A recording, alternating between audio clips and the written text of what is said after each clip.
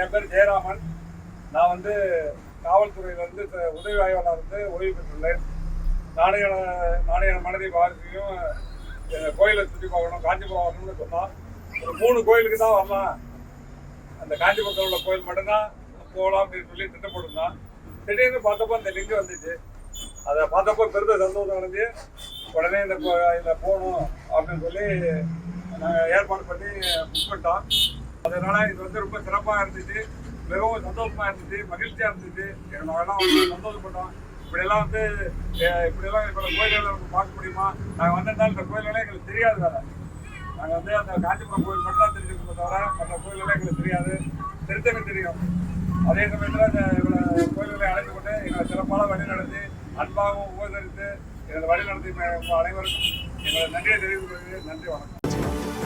வெளியீடு உங்கள் செய்தி மக்கள் தொடர்புத்துறை.